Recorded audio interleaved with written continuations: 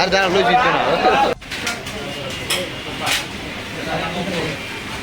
জানাই বিজয়া দশমীর অনেক প্রীতি ও শুভেচ্ছা, বড়দের জানাই প্রণাম। সবাই ভালো থাকুন, সুস্থ থাকুন।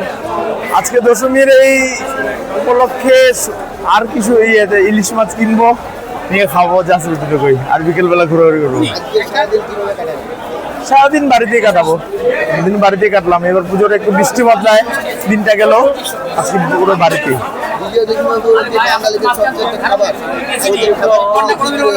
ইলিশ প্রধানত ইলিশই, তারপর বড় মাছটাও চলে, আর চিংড়িটাও চলে আমাদের এখানে। আর শেষ পাতে দই। ঠিক আছে, হ্যাঁ বুঝি। মাছ বাজার তো দাদা বেশি একটা ভালো না। 2 কেজি ওজনের কাতল 550 আমরা কিনে পরে 600 ব্যস্ত পারি না, কিনে ব্যস্ত আছে 550 ব্যস্ত আছে। প্লাস অন্য অন্য সময় থেকে বাজার এবার কাস্টমার কম, মানে আমদানি আছে, মানে কাস্টমার কম। বেচা কিনে খুব খারাপ। তো কাতল মাছ 1.5 কেজি ওজনের কাতল 500 টাকা বেশি, 450 আমরা কিনা 500 টাকা বেশি। 2 কেজি বা 1 কেজি 800 ওজনের কাতল 550 কিনা 600 টাকা বেশি, বেচতে পারি না।